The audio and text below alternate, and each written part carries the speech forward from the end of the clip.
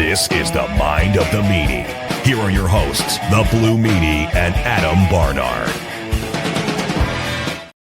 Peace, world, and welcome to the Mind of the Meanie, your weekly peek into the world according to former WWE superstar and ECW original, the Blue Meanie. We'll cover wrestling, music, movies, sports, and lots of useless knowledge, all contained in the Mind of the Meanie. I'm your tour guide, Adam Barnard, and he is the Blue Meanie. Meanie! What's on your mind? Oh, man. Happy post 4th of July, I guess. Yes, sir. We all have our fingers and toes, and we're all doing good here. all digits are present and accounted for, sir. Nothing lost this year. So, oh man, good. Glad to hear it. Glad to hear it, man. Oh man, having a good weekend so far as we record this July 5th, 9:36. Currently, as we speak, the farewell concert to Ozzy Osbourne and then Black Sabbath is happening, called Back to the Beginning over in Birmingham, England. Wow. And with a star-studded lineup, man. It was cool. I got to go to the Taylor Hawkins tribute concert a few years ago, but like I'm looking at this lineup, and this lineup's pretty good as well. There's a lot of people like, oh man, I wish I went to the Taylor Hawkins show, because of all the the people who came out for that show. But I'm looking at this tribute Back to the Beginning lineup. It's amazing. It's amazing. Yeah. It's happening like right now. Gets to start at like 1 p.m. UK time, which was like whatever here. They're like 5 or 6 hours ahead of us, depending on I guess when we change our clocks. Yeah, man, I've been trying to like peek in, see how that's going, and kind of envious. But if this truly is the last Ozzy / Black Sabbath show, man, what a career, honest to God, what a journey, Yeah.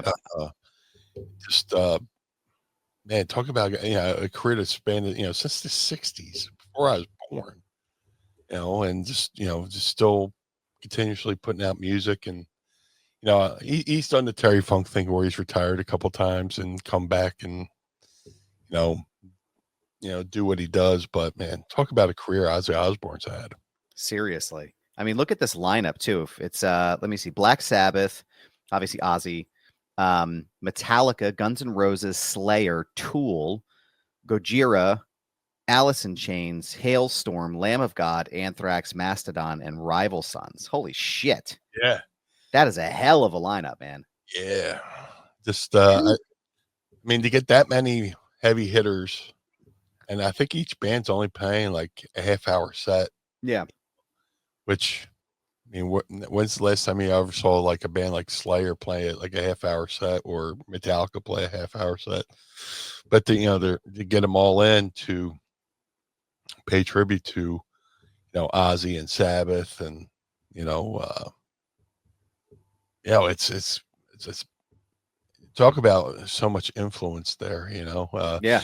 They have a couple all-star bands, like they put together a couple all-star bands for this show, and I'm watching, like looking at the lineup, and you see like Ozzy's old guitar player Jake E. Lee, and Billy Corgan's over there. They got members of Rage Against the Machine over there, just like throwing like superstar bands together, just just a jam. So yeah, I might actually dip into my pocket and pay for the stream once the episode's over. It's like you could buy the stream and it lasts a couple days, but yeah, this is something I definitely want to watch. Just all the trials and tribulations that Ozzy's been through. Starting the band, starting Black Sabbath, leaving Black Sabbath, making his own way. All the controversies.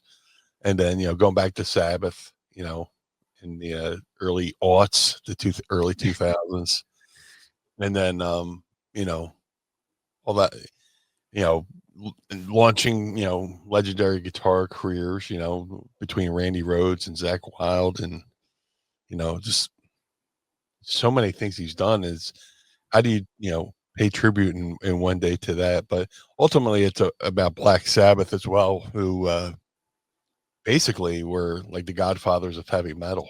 Yeah.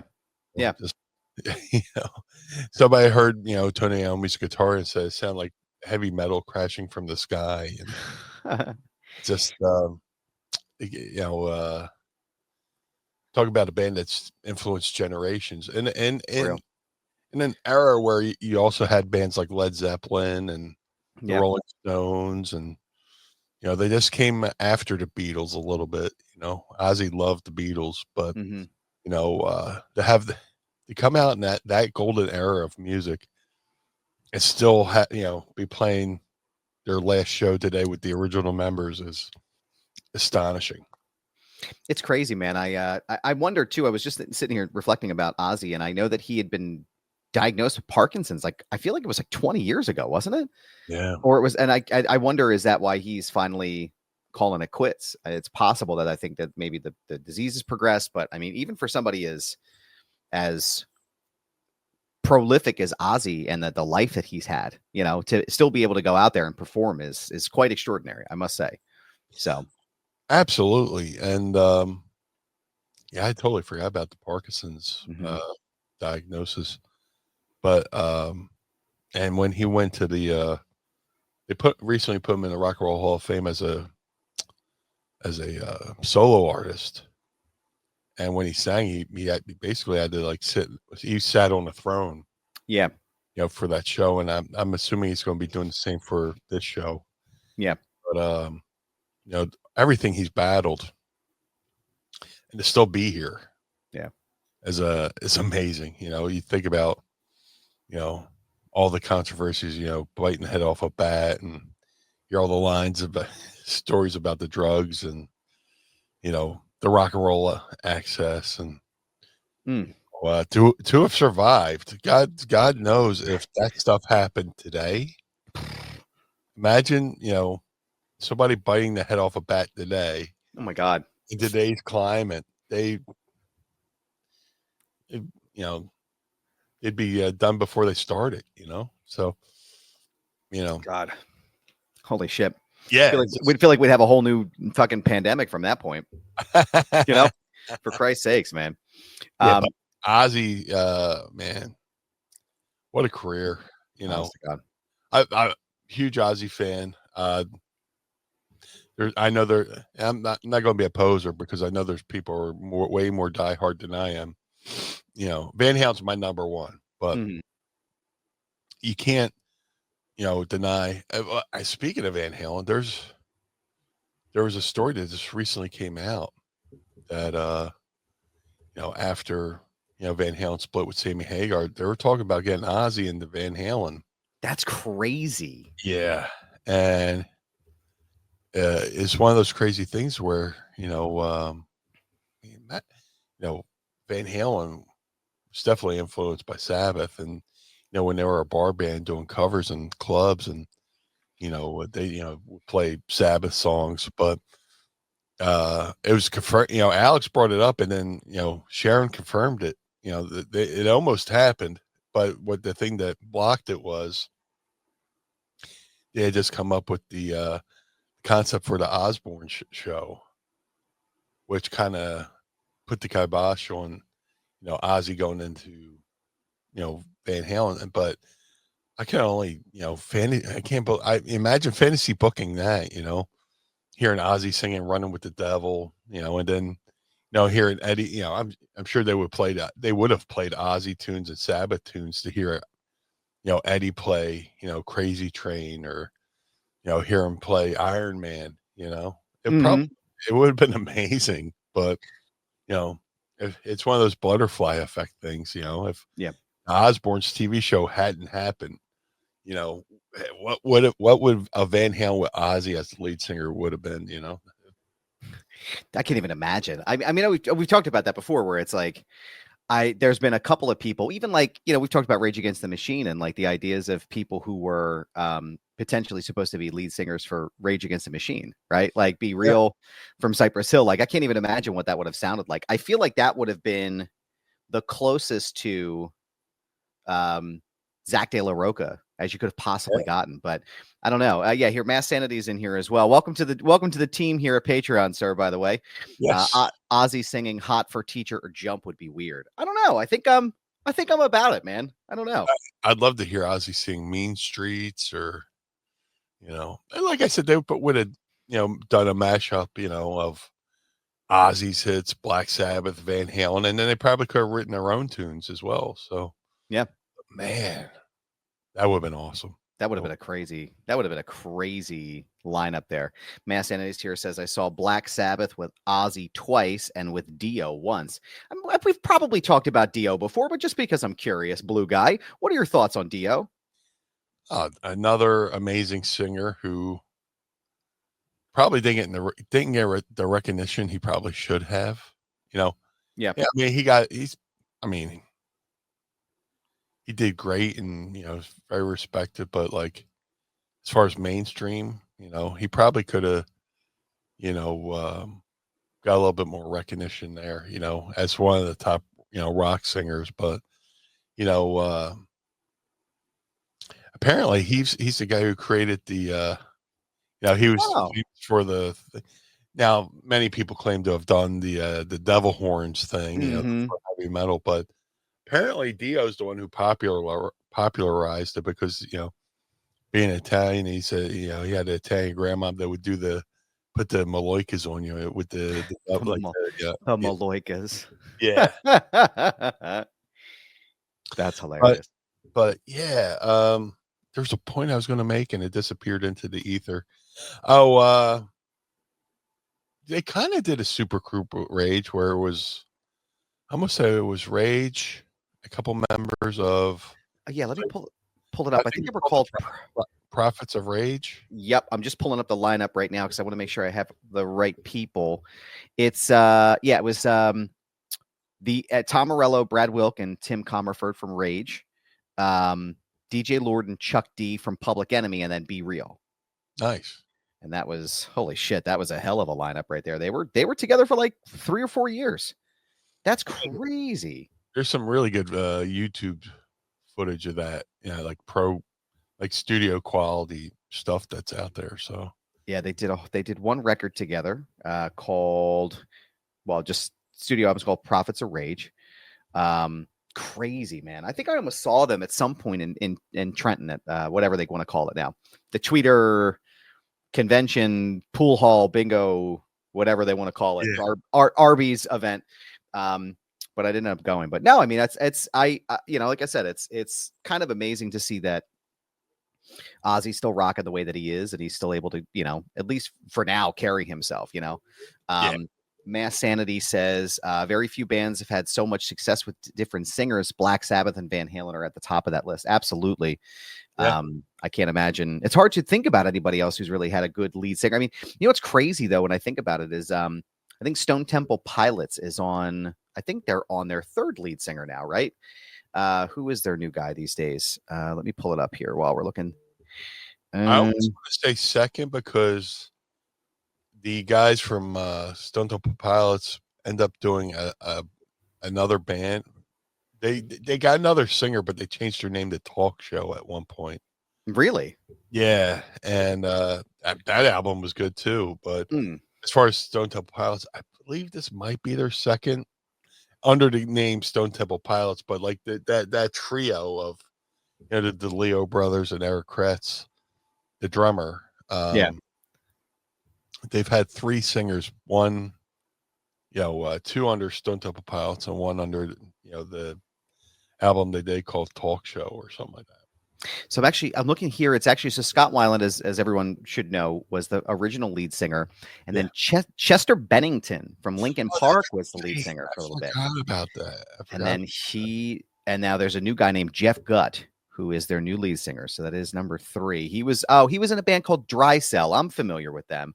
They did a cut on They did this record on the Queen of the Dam soundtrack called Body Crumbles, and that was like their big hit. And then now he's with Stone Temple Pilots. But here's Mass Entity. Stone Temple Pilots toured with Chester from Linkin Park, but he never did an album with them. Gotcha. I thought he did. Let me see. I swore they did one. It was it was a 5-track EP. You're right, Mass Entity. It was called High Rise. That's the only one that they did together. But let's see. Jesse Brown is here. Good morning, Jesse. AC/DC is one of those bands. Did they have another lead singer in AC/DC? I can't recall. Von Scott, and now they have right. Brian Johnson. That's right. I couldn't for Von Scott slipped out of my head for some reason. I'm not sure why, but we thank you all for joining us here today. Don't forget to subscribe and sign up today at patreon.com/mindofthemeanie. Tiers start at just $10 a month, and you get to join us each and every week as we record live here with you. Mass Sanity says the Sabbath show only costs $30 American dollars. That's for the live stream. The live stream, yep. Yeah, which I think it's good for like 3 days after. Oh, cool. Yeah, so awesome. You don't have to sit there and digest it all in one sitting. But I saw Stone Temple Pilots once. Once. And it was like right 93 they came out. Or 93 I went and saw them. They were open for a band called the Butthole Surfers. And they're their opening act, and this is right when Plush was just blowing up all over radio. And the funny part is, after the Stone Temple Pilot set, most of the people in the arena left because they were there for Stone Temple Pilots, and the lead singer from the Butthole Surfers, Gibby Haynes, like this was like irate. You know, I went to see him at the Man Music Center, which is like an amphitheater. What is? Oh yeah.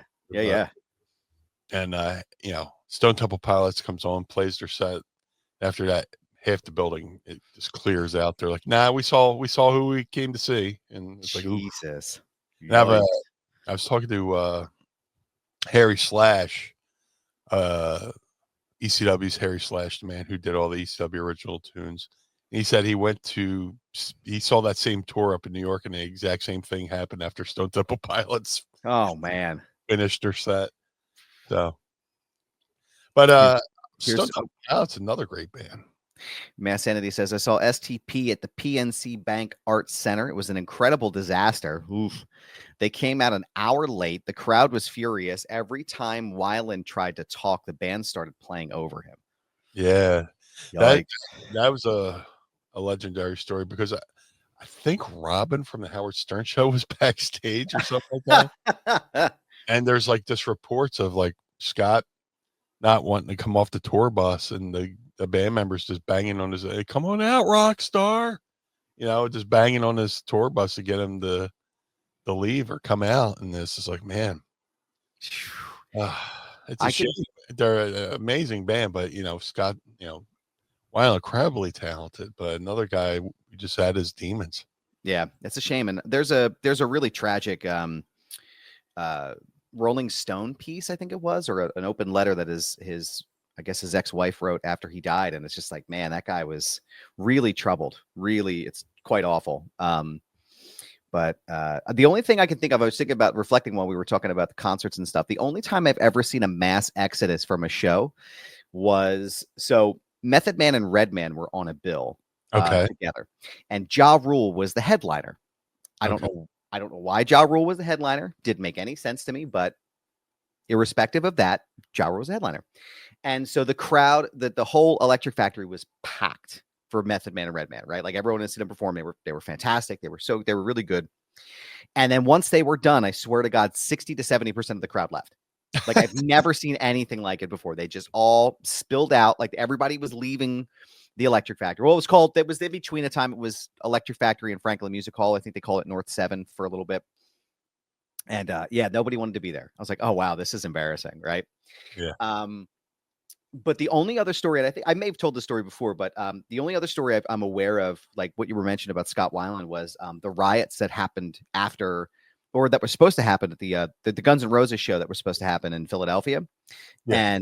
And the story is that Axl Rose went and got drunk in New Hope, Pennsylvania. Like he basically abandoned the tour, went to New Hope and partied all night long and didn't show up for the tour. And so there's CKY because they were opening for them. Oh, that's right. They were basically being like the people were shaking the buses and they were doing all kinds of shit. And Jess has told me multiple times, he's like, I thought we were going to die.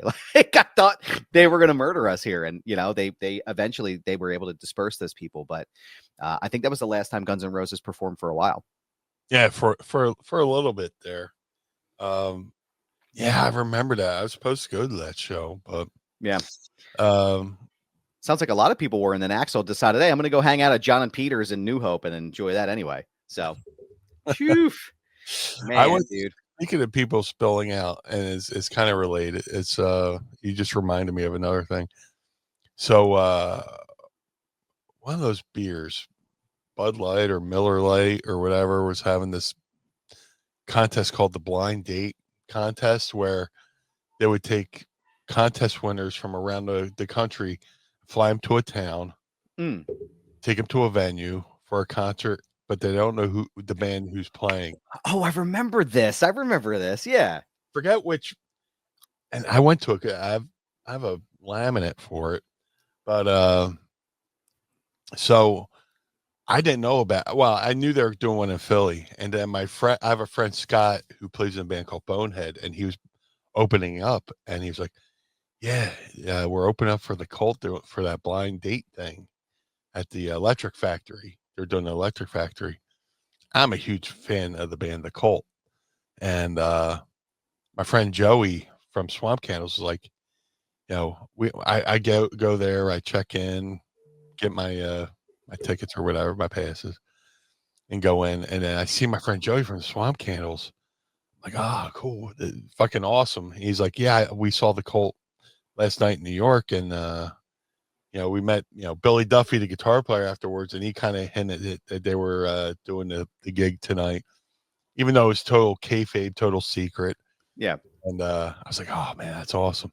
So apparently, people are trying to guess who the fuck is playing. They don't know, but apparently, somebody saw, the roadies loading in, and one of the road cases said Guns N' Roses on it because Matt Sorum from the Cult used to play. Oh yes, yeah. So people are like, is it Guns N' Roses? And then I think either me and my friend Joe were like, nah, dude, I definitely think it's Doc. And, just we're trying to start our own rumors amongst the crowd, just to, fuck with it. So my friend's band opens up, Bonehead opens up. They did great. And then, they're done. And then, the crowd's just, it's a pretty decent crowd.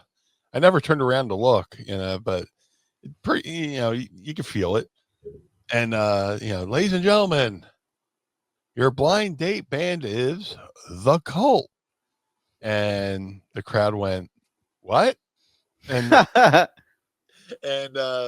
and this sounds like I'm disparaging the Cult, because I'm not. But I think after people were thinking like Guns N' Roses and all the other band, like most of the Electric Factory cleared out. And wow. So it's me and my friend Joey from the Swamp Candles, and we're like rocking the fuck out. Like, man, this must what feel. This is probably what it feels like to be a millionaire and hire a band to play a private show. We're just sitting there rocking out, and then after the show, if you go around the side of the building, you usually end up meeting somebody, a couple of guys from the bands, because that's where they come out, and we got to meet the guys from the Cult, and I still have a signed drumhead from the band around here somewhere. So that's cool. That's cool. That's another one of those things where the crowd that was like the who, the what, and then Splitsville, but that's crazy. Or as they call it, a Spinal Tap moment. I was just gonna say a Spinal Tap moment. Let's see what else. We got a couple Pod Squad members here. I want to make sure we shout out. Vanessa is here. Hello, Vanessa. Hello, Vanessa. We got Jesse Brown here as well. Good morning to you, sir. Mass Sanity says, I saw Life of Agony open for Mudvayne at Roseland in New York City. The majority of the crowd, including myself, left after Life of Agony. Is Mudvayne really not that good in concert? I enjoyed their stuff. Mudvayne eventually went on to become Hell Yeah. With they had Vinnie Paul from Pantera playing drums. That's right. That's right. I'm going to tell this story, but I'm just going to leave the name. Well, so Mudvayne was on a tour on one of those tours, and I'll just say fucking Zach Wilde, and they're all at some club or restaurant afterwards, and Zach's hailing a cab. And fucking the guys from one of the guys from Mudvayne jumps ahead of him and gets the cab in that he hailed for himself. So Zach pulls him out of the fucking cab, gives him, smacks him around a little bit. And next day, everybody was like, I wonder if the guy from Mudvayne's going to paint his head taxi cab yellow. Oh my God. Just, Phew. I was like, ooh, should I tell this story? But it's one of those, that's the only Mudvayne thing I really know. But I mean, they're an alright band, but they basically went on to become Mudvayne eventually went on to become Hell Yeah. So man, why would you step in correctly to Zach Wilde? Probably because he was drunk. I don't know. Fair. That's a fair point. But still, even if I'm drunk, I'm going, no. But this was like Zach's, Captain Caveman days, so just... No fucking way, dude. Let's see. Vanessa says, I got to see Monster Magnet open for the Cult at Worcester Palladium back in the day. I think we went deaf afterwards. The arena level sound in a tiny venue. Yeah. I mean, the Note was like that in Westchester too. The Note was like this really small, I can't even compare it to anything. Imagine like a kind of like a medium-sized bar with a stage, and the speakers were always blown out because they never took care of the sound system there. And it was really fucking loud all the time. And I swear, I hated going there because I never had ear protection. I was just like, oh yeah, I'll go. And every time I was like, fuck, my head's ringing for the rest of the night. But yeah, I can imagine that was probably very uncomfortable.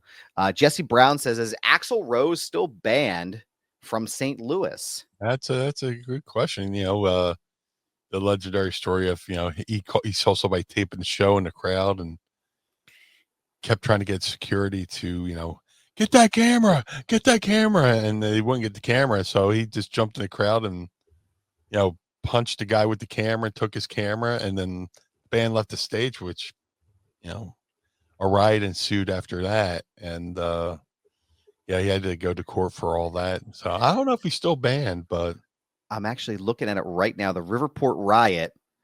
He is not still banned from St. Louis. The riot charges were eventually dropped, and according to Wikipedia, which is always the best source, he is not still banned from the city. So let's see. This is a great morning to talk music, guys. I love it. I saw Powerman 5000 at a small venue like that once. I had to leave because I couldn't hear the music. That's what I mean. Like, the acoustics are so bad in some of those super small venues. It makes it impossible to enjoy the show. So, but I saw Monster Magnet open up for Rob Zombie at the Tower Theater. And it's Monster Magnet, Fear Factory, and Rob Zombie, and this was the night Rob filmed the Living Dead Girl video. Oh, he filmed it at the Tower in Philly. And this is one of those shows I used. I had a connection to get tickets and like a backstage pass thing. And Rob came out, and we took a photo afterwards. And he had just done like a promo for ECW TV. Somebody got him. He's like, it was Rob Zombie. Watch ECW. And it's like, I'm wearing my ECW jacket. He's like, thanks for that promo you did for ECW. Like, I'm the mayor, like I'm Paul or whatever, but it's just one of those icebreakers, He's like, crazy kids, they love that wrestling. I'm like, all right, Yeah. let's take the fucking picture and get this over with. Yeah. Let's take the fucking photo. We'll get it done. Sorry, Rob. Yeah. I remember. I think Monster Magnet. They made like a rap style video at some point in there. I can't remember which one it was. Yeah, but or what the hell was the name of that video? it was a parody of the Mace video. Yeah, and I think it like ruined it, like kind of threw them off base for a while, didn't it? Like it kind of fucked up their trajectory a little bit, didn't it? Space Lord, what's it called? I think. Let's see. I'm gonna go to the Google machine here. Mother. Mace video parody. On the Google machine. Space Lord. You are correct. It is the one Space Lord. Look at you. Can't believe I pulled that one out of my ass. Man, that is a deep cut right there, sir. Like we say, the show is full of useless knowledge. Listen, that's what we're here for, my friends. I'm trying to think if there's any other wild. No, I don't think so. I'm trying to think if there's any other wild shows that I think I've been to or like been a part of. I mean, Juliette Lewis, I don't even remember what her band name was, but she was cool. Licks. That's it. Juliette Lewis and the Licks. She was cool. She played at the Note.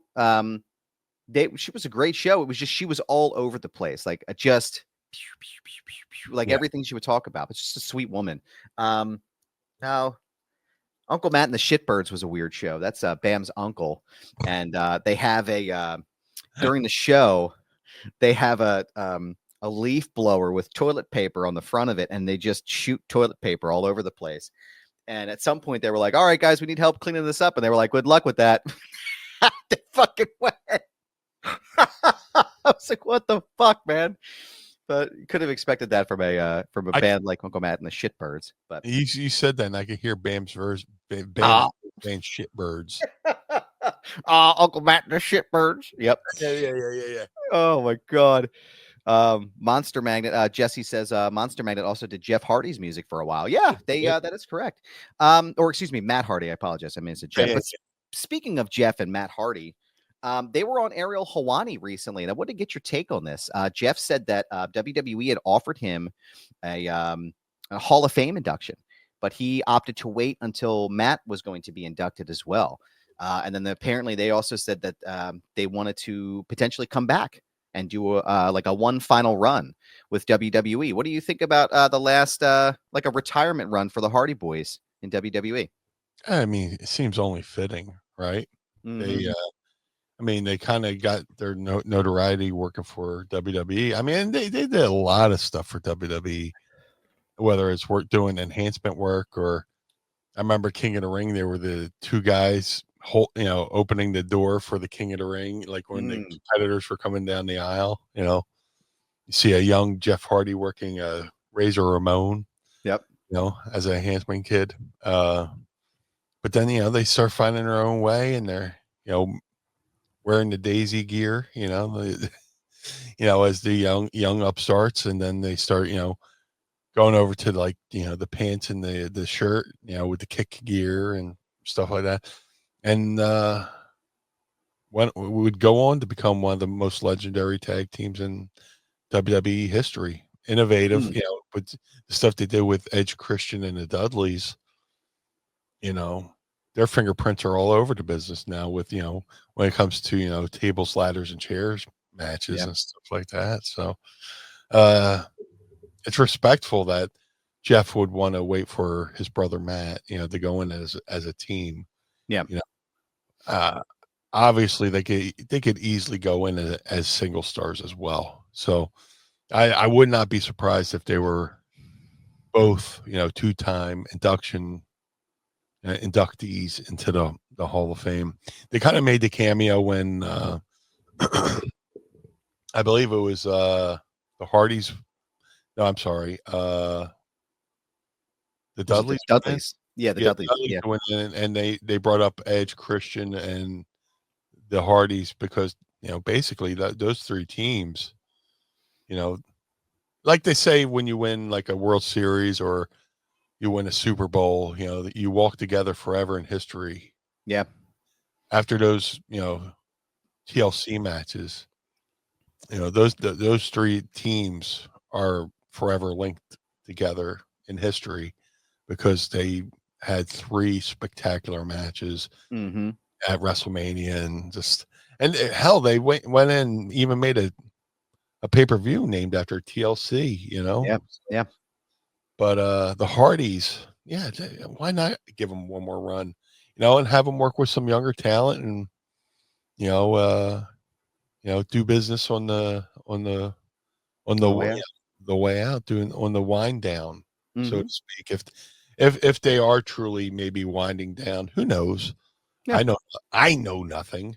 I'm just a man making speculations here.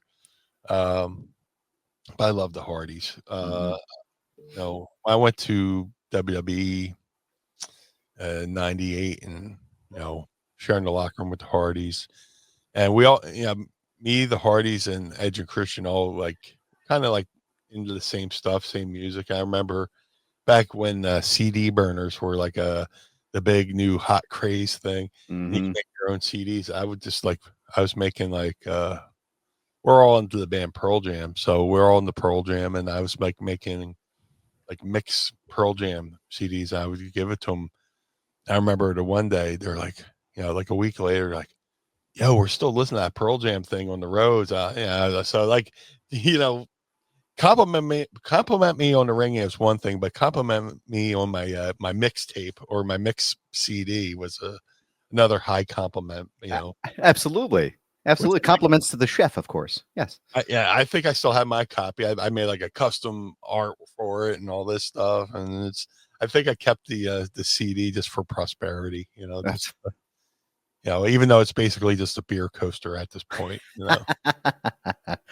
Oh my God. No, I think I could see them coming back. I would be excited to see them back. I think I don't know. It feels sometimes like they're really trying to push hard for some of this newer generation and trying to build them. But I think I think the tag team division specifically could benefit from having somebody like the Hardys there. Absolutely. But I don't foresee them being a one-time inductee. Like you said, I definitely think that they could go another round. Like they could get another induction each as their own individual entity. Well, they could be a 3-time now that they're inducting matches. That's true. That's very true too. I forgot about that. They can induct them as induct them in for the TLC, which seems like it would be one of the best matches to induct. I can't imagine they would do that without Edge and Christian being available to come through, because you saw with the Lex Luger induction. I know that Lex was very clear about wanting Sting, and that fell through and it didn't happen. So I think DDP ended up inducting him. But yeah, I mean, I wish they would have been able to pull that off. That felt like it could have been really impactful if they would have done that. But I don't know, man. I get it. But anyway, I wanted to know real fast, real question, or a quick question before we go into our favorite segment of the show. What's your favorite Karrion Kross back bump? Man, he is one hell of a bumper, ain't he? He is, man. He is. Yeah, and kudos for your interview with Karrion Kross. Thank you, sir. Thank you. Yeah, very good conversation. I appreciate it. He's a great guy, man. Yeah. If he's got a great wrestling career, he could also go into like voiceover work. Mm-hmm. He definitely need, but Karrion Kross, sweetheart of a man. I mean, even though he looks like he could legit rip your throat out with his bare hands, I would see him backstage. We'd be shared locker rooms on Indies, and he was one of the few guys who would come up to me and ask me for advice or like ask me to review his matches, and I'm just like, it's not really not much for me to critique here. I mean, you're pretty solid, but if I had that fucking nitpick about, you're forcing me to nitpick, If you're telling me this, yeah. And he would listen and he'd be like, thank you. And oh my God, just a great guy. And I really enjoyed your interview with him. And thank you, sir. But yeah, he's talk about create, just like the Hardys, create a buzz for themselves. Matt Hardy's always good for creating buzz, he's created, a hell of a buzz for him, with the fact that where he's coming out on, main event, and getting a hell of a, pop, from the crowd, so. Yeah. Yeah, it's Kross was a wonderful guy. We had a little chat at the end of the show in the green room show, if you will. Yes. I asked him, what's your favorite? Do you have any good Blue Meanie stories? And he told me, he had a good thing where he was just like, it's the same way I am, right? I'm always asking questions about ECW, and I'm like, I want to know everything there is to know. Oh, ask away, yeah. It's always so exciting to hear, like when I meet people in the industry and we talk about different wrestlers, like the excitement of like the fandom that y'all have for this matches ours as a fan or somebody who's creating, you know what I mean? And it's just nice to share that philosophy, you know what I mean? Or share that excitement about it, because it's like, you're all students of the game, right? You're all people who are, you're excited to be there just like you are. And I think that's really cool to connect on a different level like that. But no, he was wonderful guy. And I know Mass Sanity says here too, he says at the end of the show, he's got a Kross books, or he's got a book signing rather coming up. He's got his books coming out, I think at the beginning of August. And awesome. So he's going to have a whole book tour coming up. And it looks like Mass Sanity is going to be working the event in Ridgewood, which I'm going to try to be at, depending on how far it is here from my house. But I know I definitely want to come through and take a look at that, or at least come and say hi.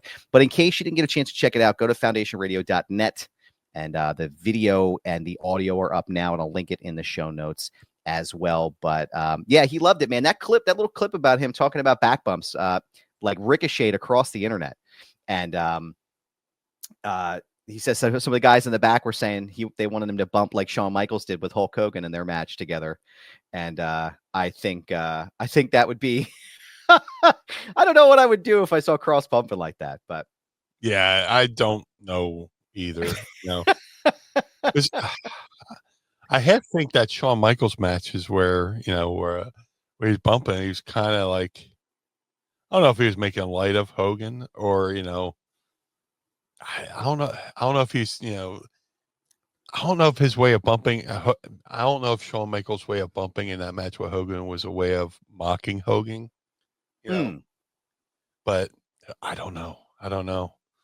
Maybe I'm just reading too much into it, I don't think so, though. I feel like it's hard to say, like, because Shawn has always maintained, oh, no, I wasn't, screwing around. I wasn't doing anything wrong, blah, blah, blah. But you watch it and you're like, yeah, are you sure about that? Like, this feels a little bit like, there's over the top, right? Because Michaels is the guy, like, this, like, I preach to the choir here, but like Shawn Michaels is the guy who would bump like crazy, right? Yeah. But this was excessive. And I feel like we're never going to know the real story, but it definitely felt like Michaels was giving it to him a little bit there. To me, it came off like they had a very hard discussion on how the match should go. Uh-huh. And probably, butted heads. This is just me speculating. Of course. And to me, I can see them having a rough go, calling the match. He's like, all right, well, I'm just going to go out there and do what I do. And then, we saw the the end result of that. It's like the Public Enemy and the APA. Well, if they're not going to go to the tables, we'll bring the tables to them. Yes. So, but man, I'm sure I've asked you about this, and I just want to know, were you there that night? Were you still with WWE that night that Public Enemy happened? Oh yeah, for public. I thought you meant the Hogan Michaels. Oh no, yeah. I was there for Public Enemy, APA, and that was in Pittsburgh, and I didn't know the lead up to it, and then I saw the match. I was like, Jesus Christ. And watch at the monitor. I'm like, Jesus Christ. And God. Right at Public Enemy came to the back, and they're just like, oh, yeah, that was good. Just like, Rocco was like, oh, what did everybody talk about? We used to, go through tables and ECW. I don't know if he was saving face or what, but yeah.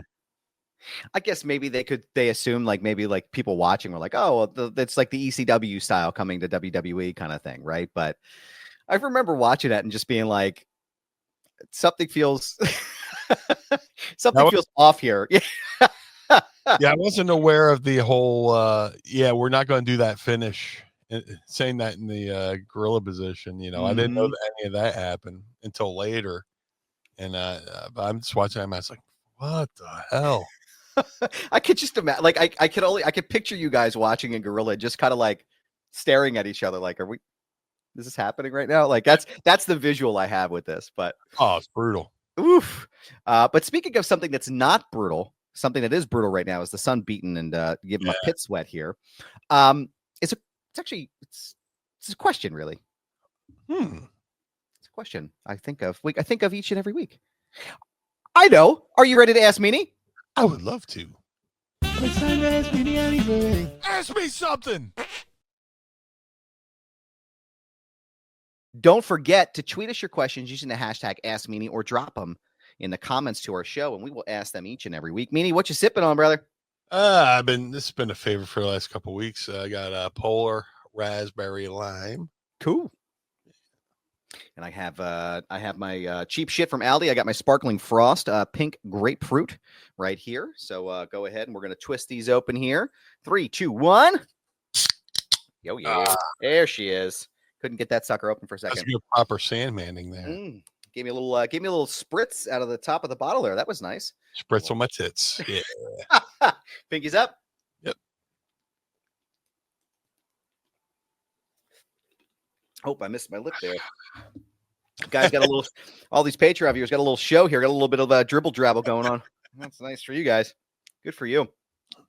Good for you. Yeah, got the rib cup. Yeah. So the bottom lip just stopped working here for a second. I don't know what happened.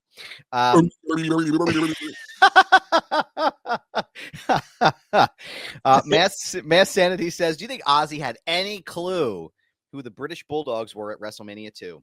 Oh, I don't know, but that's a good question. I got I have a book. Somebody did a book on the British Bulldogs I've been meaning to listen to. I got the audio version. Yeah, hopefully it covers that, but yeah, somebody needs to do a deep dive into that. Yeah, dude, I was marking out, seeing Ozzy there, and I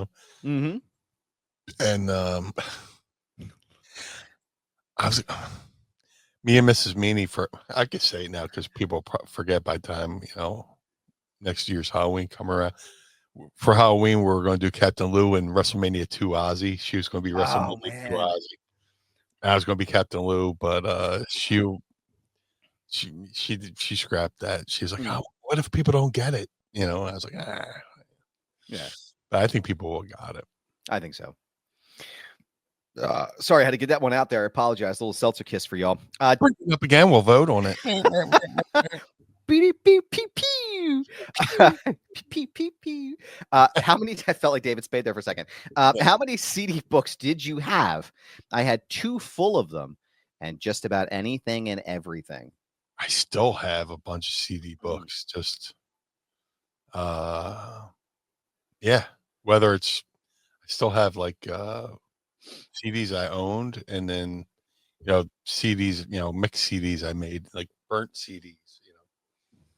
Back when that was the craze, but I still have a few CD books, and I use them for DVDs as well. So I'm trying to think. I had 2 full of actual like physical CDs that I would buy at the store. And then I think I had another one, or like I had this big bulky one that was full of the mix, like the burnt CDs that I would make. Yeah.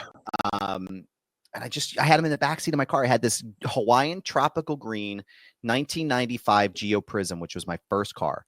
And we put new speakers in it and a new head unit because the speakers were made of literal cardboard because that was a Geo.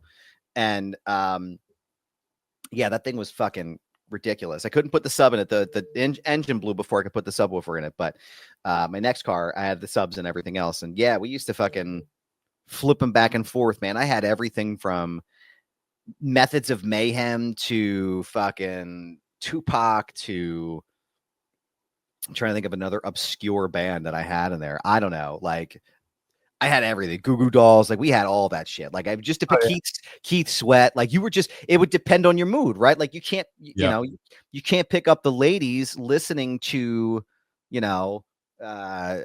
whatever. You got to put Keith Sweat on, right? Like them's the rules. I don't make them up. So, you had to have something for everybody. But we had fucking, they were big too. Like you remember, Meanie, they were like the 4-page Johns. They were like a big binder full of shit, man. driving while trying to change them was something else. But I know people who had the good money to get a 6 CD changer for the car, which was like, yes, good Lord. Yeah, Lane, one of the Megamind Council, he had a 6-disc in his car. He had 4, so he had a Chevy Blazer, and he had 4 subwoofers in the back. I know I have a picture of it somewhere, but he actually had to turn 2 of the subwoofers the opposite way because it was so loud in his car. He had to make sure that the bass wasn't fucking up in the car, and man, he would work like he had a job when we were in high school, and he just he would save all of his money and it would go right into his car, and he would he had a PlayStation port in there and everything, and oh man, that shit was crazy, man. Nice. Looks like last question of the day. Shackelford is here. What's up, my dude? What's up, man? He says, does Meanie have any good Scott Hall stories? I know we've told a couple of them before, but do you have any good ones you haven't told before? Man, I have a few. I met him when I was a fan, as a kid in Atlantic City, AWA. He's with the AWA, and AWA can go to Atlantic City, and they're doing shows at the Tropicana. And me and my grandfather walk over to the Trop to buy some tickets, to go to the show later that night. And we lived a couple blocks away. So we go in to buy the tickets, and in the lobby is, Greg Gagne, Kurt Hennig, and Scott Hall. Oh shit!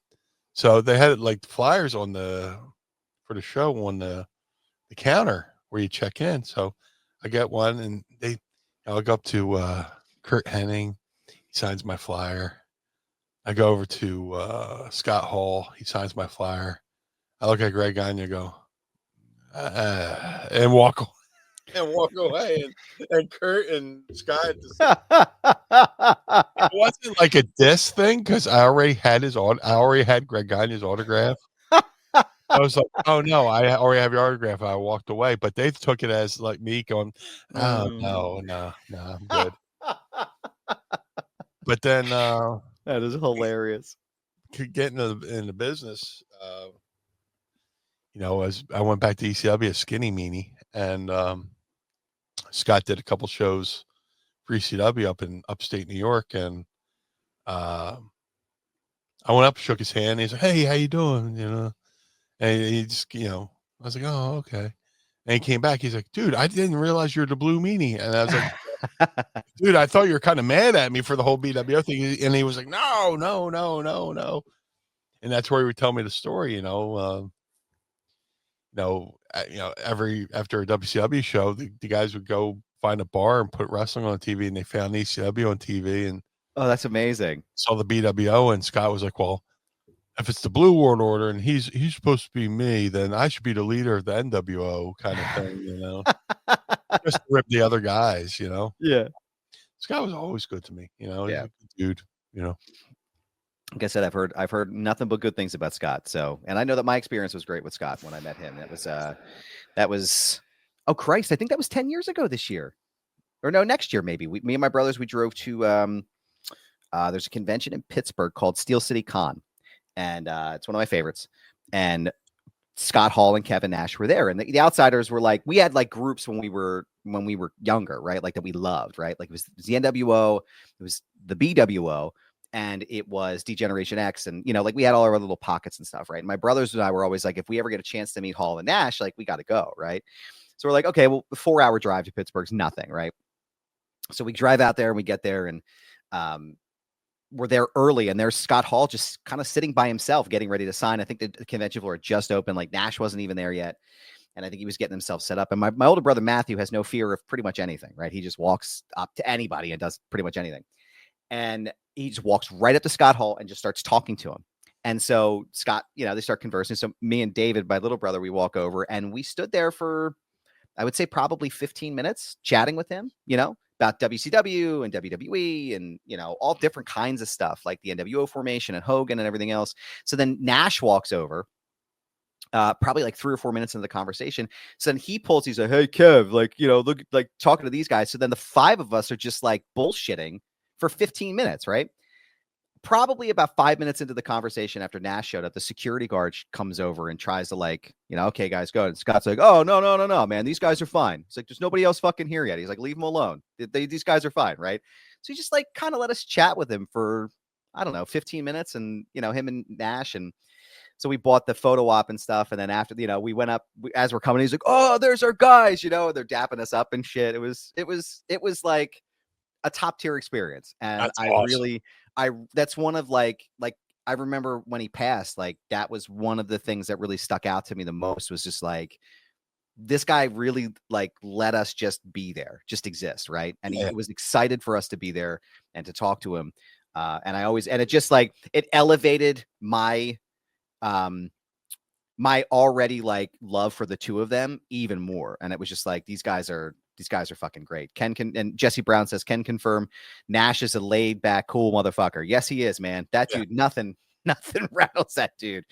So, but no, I'm grateful. I still have, we got them to sign the photo of the five of us too. So I have Scott Hall and Kevin Nash's autograph up on the wall there too. So, that was, Ken confirm. Wonderful fucking guy. But we want to thank you also. Ken confirmed to y'all a deep thank you for your questions each and every week and for joining us as well. Meanie, I want to thank you as well, sir. You know what time it is? Oh, yeah. To keep up to date with all things blue. We're not listening.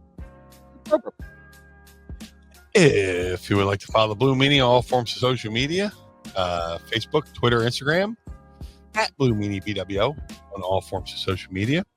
To support the Blue Meanie, go to ProWrestlingTees.com/Blue Meanie.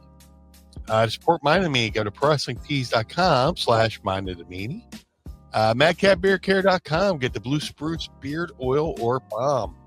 Shout out to my boy Josh Thornton, who's doing an amazing job over there at MadCatBeardCare.com, taking care of the cats. Every dime you spend there at MadCatBeardCare.com goes to take care of the feral cats in his neighborhood. So, cat lover like myself, look good, feel good, smell good. The Ultra Pro Wrestling video game coming to all major consoles. Ultra Pro Wrestling contains not only original characters created by the amazing Al Haney, but many real-world wrestlers, including myself and many others I'm trying not to spoil. Go to ultraprowrestling.com or follow them on Twitter at UPW Video Game. That's ultraprowrestling.com or follow them on Twitter at UPW Video Game. The Figure Collections Bone Crushing Wrestler Series 1 variants of the Blue Meanie are available now. All Series 1s can be ordered right now at shop.figurecollections.com. That's shop.figurecollections.com. Type Blue Meanie in the search bar. You can choose regular Blue Meanie or BWO Blue Meanie. Either way, there's no wrong choice. To have the Blue Meanie on your podcast, go to podstars.net. That's podstrz.net. Register your podcast, book the blue guy, and then, let's have a conversation over there at podstars.net. Cameo.com/Blue Meanie BWO for birthdays, holidays, and well wishes. Book through the site, not through the app. The app takes way too much of your hard-earned money. But let's make somebody's day a little bit brighter over there at cameo.com/Blue Meanie BWO. But most importantly, Mr. Barnard, where can we find you, sir? Well, thank you, sir. I appreciate that. You can find me on Instagram, Twitter, Blue Sky, and TikTok at This Is Goober. Yes, it's my handle. No, I'm not changing it. It's a brand, pal. You can also check out the episode that Meanie and I were just discussing with Karrion Kross. My conversation is live now at youtube.com/@FoundationRadioPod, or you can listen to the audio version by going to foundationradio.net or wherever you listen to your favorite podcast. And the link for Kross's episode will be in the show notes of this show if you'd like to take a look at it. Don't forget to go and check out and go to, let me try that sentence again because I'm stuttering through. Shout out to the homies at the 10th Ward Barbershop. Shout out to the homies at the 10th Ward Barbershop in downtown Lawrenceville, in the outskirts of Pittsburgh, Pennsylvania. Kane, Jordan, and the rest of the team are ready to make you look good and feel good for the rest of the summer. To go and schedule an appointment today at 10thwardbarbershop.com. Don't forget to check out my work over at Screen Rant, screenrant.com. I am currently part of the network television team over there, so all of my articles are live now, as well as my conversations with Dean Norris, Bret the Hitman Hart, Zelina Vega, Sting, and many more at ScreenRant.com. ProWrestlingTees.com/Mind of the Meanie. Pick up a shirt and keep the lights on at the Casa DeMeanie and the Barnard Home for Wayward and Troubled Youth. Don't forget to go to Patreon.com/Mind of the Meanie and sign up today. Tiers start at just $10 a month, because if you're listening to this right now, Meanie, it's Monday morning. You could be here with us today on Saturday morning and watching us live, in person, in the flesh, baby, with us here. So Patreon.com/Mind of the Meanie. If you look above Meanie's head there, you go to YouTube.com/@Mind of the Meanie. Our entire show archive is there now for you to go and enjoy. 276 glorious, beautiful, luxurious episodes for you to listen to and spend a road trip with Meanie and Adam. So go ahead and take a look there and subscribe today. And don't forget to follow us on all of our social medias down below us here: Instagram, Twitter, and Blue Sky at Mind of the Meanie. So we want to thank you all for joining us here today. We want to thank you for being a part of this as well. We enjoy you joining us each and every week. And Meanie, we thank you, good sir, for taking the time to be with us. For the Blue Meanie, I am Adam Barnard. Join us again each and every week as we take a trip to the mind of the Meanie. Peace. Blue World Order.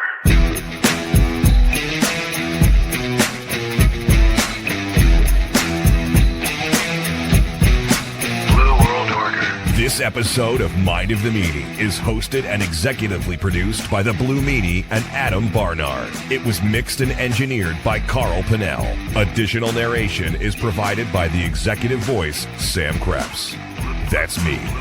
Our intro music was performed by the Swamp Candles. Our outro music was performed by Chikara. Additional musical accompaniment is performed by Enrichment. Follow us on Instagram and Twitter, or X or whatever, at Mind of the Meanie, and become part of the Pod Squad by going to patreon.com/Mind of the Meanie. Find our entire show archive at mindofthemeanie.com. This has been a Butts Carlton media production. Butts Carlton, proprietor. Blue World Order. That was Blue Meanie's brain out.